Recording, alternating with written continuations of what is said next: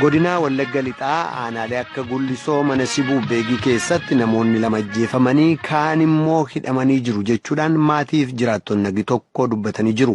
Namoonni kan ajjeefamaniif hidhaman waraana bilisummaa Oromoo hidhatee socho'uu deeggartuu nyaachistuutiin jechuun akka ta'edha kan isaan dubbatan. Namoonni yaada isaanii VOA Afaan Oromootiif kennan.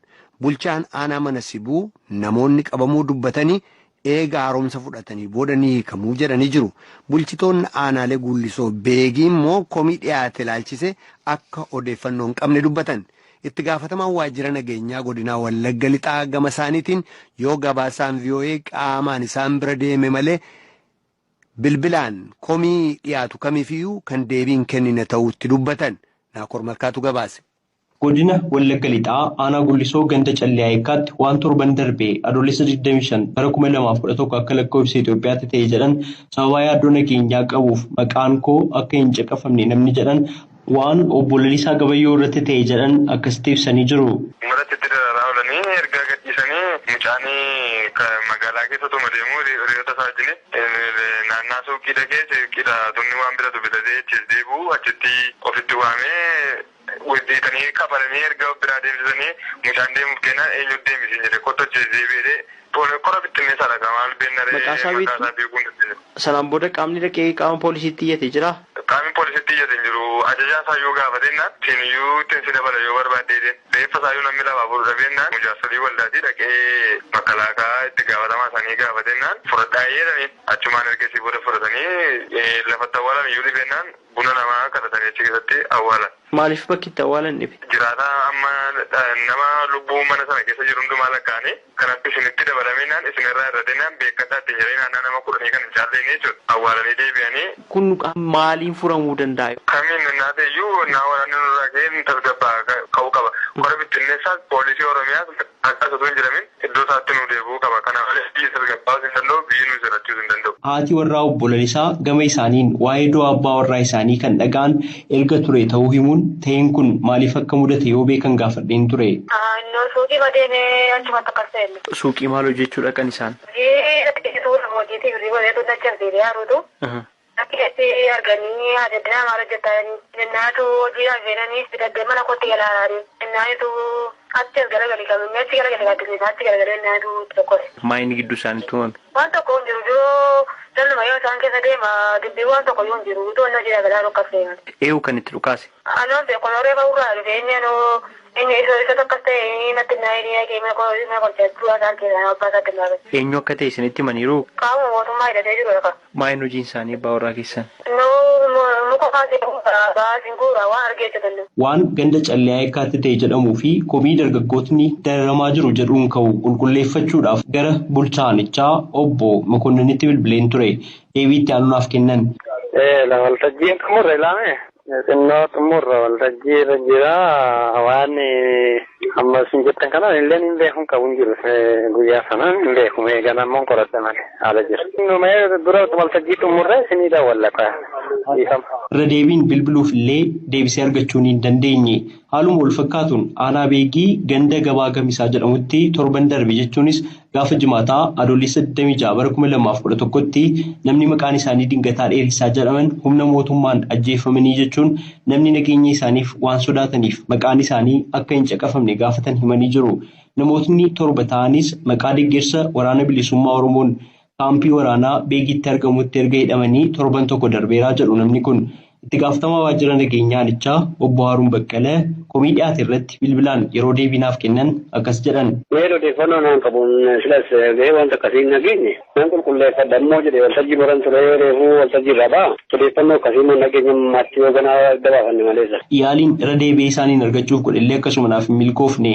Oduma waliilaaliin aanaa mana Sibuu gandoota akka Karrawaayyuu fi Meexxii jedhaman irraa namootni 10 caalan erga hidhamanii torban 2 darbee jetti. Shamarreen akka abbaan ishee qabaman dubbattu. Guyyaa meeqa erga hidhamanii? Eessatti argamu? Amma kanaan dura waajjira bulchiinsaa jiran yeroo isaan achi jiran namni ijaan argaa turre amma garuu gaaffiitti dabarsanii jiran ijaan iyyuu argaa hin jiru. Maaliif hidhamani? Egaa mucaa keessamtuu deeme sanaaf yemmuu inni deebi'ee gaditti galiin keessan jedhanii qabanii jiran. Mucaan isaanii eessa deeme? Qabaayoo ta'ee maali jira balatee mana jiranidha. Dhugumaa immoo obboleessi kee waan isaan jedhan keessa seeneera. Abbaan kee maaf hidhamure?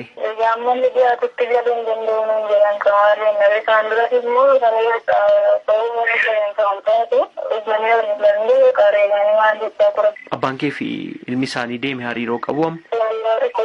Waan bakka inni jiru yaadna malkeenya gaggaa bitattii yoota'e inni biraan gargaaruu qabu akkuma akka jireeraatti barbaadee jiraate akka guddaa nama kanaa gamoo dhaabbatee karaa nagaan akka deemu jedha. Obbo Amsaaluu Ayyaanaa bulchaa aanaa mana Sibooti deebii kennaniin akkas jedhan.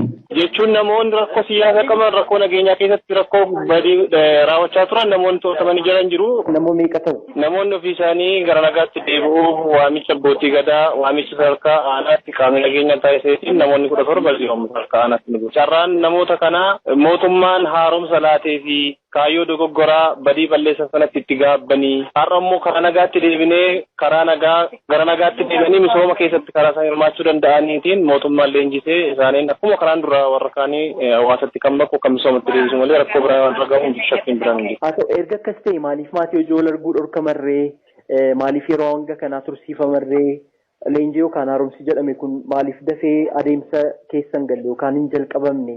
Maatii keenya arguu dhorkamne kan jedhu kun bu'uurumaaf soba namni maaliif agarsiisu jiru yeroo amma jiru kana keessatti immoo namni shakkamaan isaa ta'u yakkaanis badii balleessaa isaa ta'u namni maatiin irraatti dhorkame sun mul'ateen otoo hin dubbisiin ta'een kun ta'ii duraanii karaan dura waggoota 27 duraan ture keessatti malee yeroo ammaa kana keessa kuni bu'uuraan dhugaa miti jechuu barbaada. Tarii amma maatiidhaanii ijoolleen keessa waraana bilisummaa Oromoo keessa jirtu jedhanii kan reebanii jiru jedhani.